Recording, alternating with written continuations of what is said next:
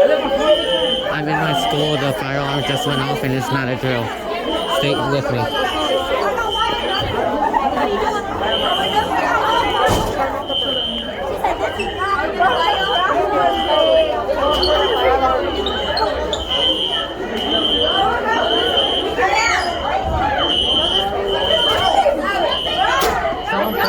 Someone pulled it.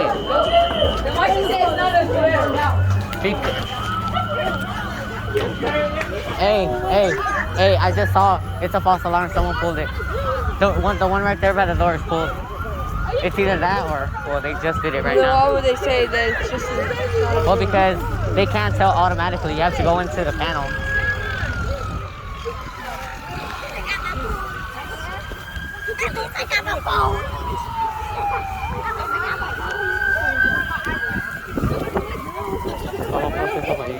Fire alarm.